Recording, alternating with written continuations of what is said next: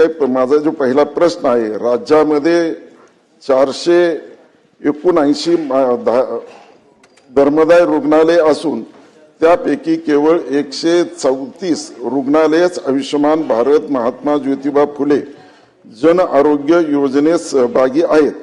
उर्वरित रुग्णालयांना ही योजना बंधनकारक करण्यासाठी शासनाने कोणती सक्तीची कारवाई व दंडात्मक तरतूद निश्चित करण्याची कालमर्यादा ठरवलेली आहे का?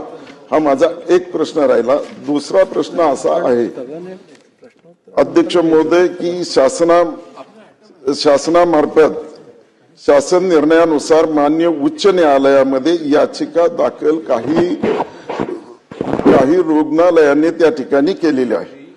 तर या ठिकाणी त्या ठिकाणी उच्च न्यायालयात याचिका प्रलंबित असली तरी त्या निर्णयावर स्थगिती आदेश आहे का? नसल्यास सर्व धर्मदाय रुग्णालयामध्ये तात्काळ अंमलबजावणी न करण्याचे ठोस कारणे काय आहेत?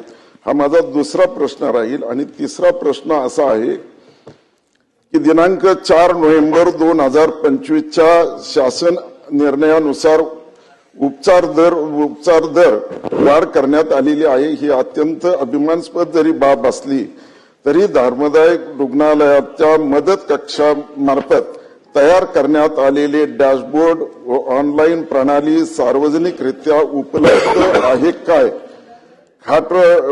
त्या ठिकाणची खाटांची संख्या असेल, उपलब्ध असेल, योजना लाभार्थींची संख्या असेल, ही अद्ययावत केली जात आहे का? तसेच सदर माहितीची माझी भीमराव फार सिनियर सदस्य आहेत, पण सगळ्या सदस्यांना माझी विनंती आहे, इतका चांगला प्रश्न त्यांनी विचारलेला आहे, पण इतका वेळ जर आपण प्रश्न विचारत राहिलो तर मग त्याला न्याय मिळत नाही। त्यामुळे माझी प्रश्नोत्तराच्या तासामध्ये अध्यक्ष महोदय लेखी उत्तर असतं, त्याच्यावरचे उपप्रश्न विचारायचे असतात। याच्यामध्ये आपण ते आधी काय तयार करणं वगैरे ते करायचं नसतं, डेव्हलप करण्याचा विषय नसतो।